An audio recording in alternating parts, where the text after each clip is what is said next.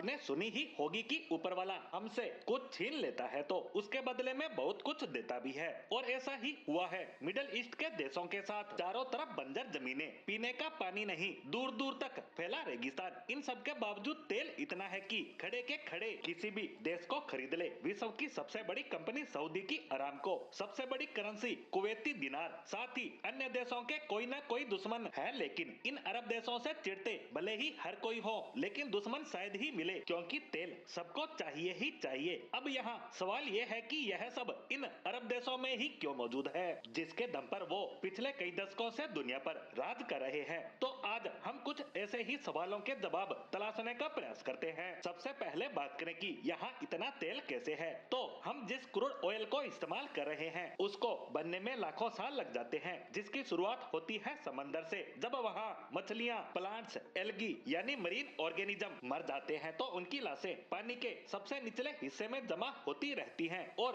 अर्थ जैसे active planet पर जहाँ हलचल होती ही रहती है, जिससे इन मरे हुए जीवों के ऊपर सेडिमेंटेशन होता रहता है, और लाखों सालों में इनके ऊपर इतना वजन जमा हो जाता है जिससे उन जगहों की हीट और प्रेशर एक्स्ट्रा ऑर्डिनरी लेवल तक पहुंच जाते हैं। और आपको ये भी पता होगा कि हमारी इस धरती पर जहाँ भी समंदर रहे हैं वो समय के साथ ड्राई अप हुए हैं, जिससे समंदर के नीचे ये जमीन जहाँ ऑक्सीजन ना होने की वजह से ये हीट और प्रेशर बढ़ने के कारण वैक्स जैसे सब्सटेंस में बदल जाता है, जिसे केरोजेन भी कहते हैं। इसे क्रूड ऑयल का प्री प्रोडक्ट भी कह सकते हैं। ये केरोजेन आने वाले सालों तक उसी हीट और प्रेशर की लंबी प्रोसेस से हाइड्रोकार्बन में बदल जाता है। ये हाइड्रोजन और कार्बन से मिला वो कंपाउंड होता है जो बहुत हाई प्रेशर हीट में डेवलप हो पाता है, और इस कंपाउंड के बनने के बाद हाइड्रोकार्बन कोयले में, क्रूड ऑयल में या किसी अन्य नेचुरल गैस में बदलेगा। ये उस हाइड्रोकार्बन के सराउंडिंग एनवायरनमेंट, उसका प्रेशर, उसका टेम्परेचर और उसका नेचर डिसाइड करता है। और जहां आज मिडिल ईस्ट है वो जगह करोड़ों साल पहले मैसिव ओशियन का हिस्सा हुआ करता था।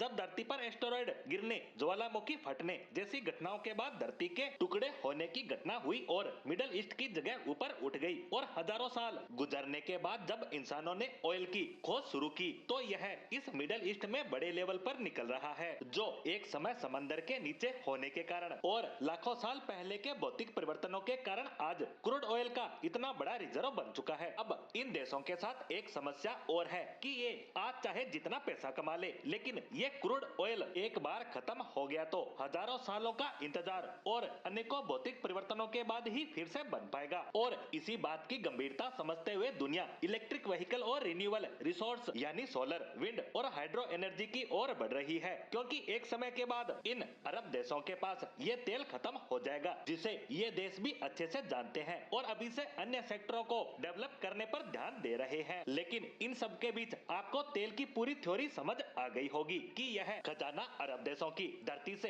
कैसे निकल रहा है।